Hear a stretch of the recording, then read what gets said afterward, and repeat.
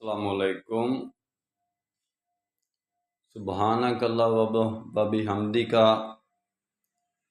سبحانک اللہم و بحمدک و تبارک اسمک، اللہ کے نام میں بھی برکت ہے۔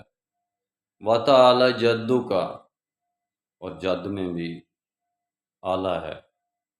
ولا الہ غیرک۔ بنیادی آج کا جو ٹاپک ہے اس میں اللہ اور اس کے رسول کے نام سے محبت کے بارے میں بات کرنا چاہتا ہوں کہ اللہ اور اس کے رسول کے نام کے ساتھ بھی، صرف نام کے ساتھ بھی آپ محبت کریں گے۔ حقیقت ہے کہ میں نام کے ساتھ ہی محبت کرتا تھا، تو میرے اوپر اللہ اور اس کے رسول کے تمام علم منکشف ہو گئے۔ کیسے ہو گئے؟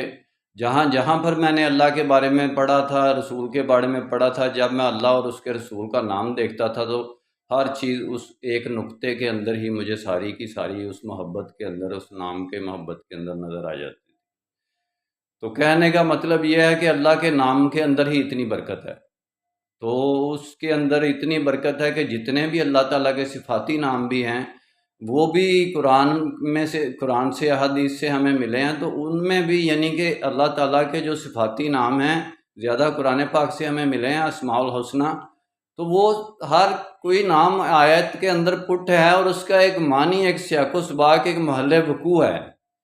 جب ہم اللہ تعالیٰ کے ذاتی نام پر آتے ہیں تو لہ الملک ولہ الحمد، تو یہ تصور پیدا ہوتا ہے کہ اللہ ہی کا ملک ہے اور اسی کی حمد ہے۔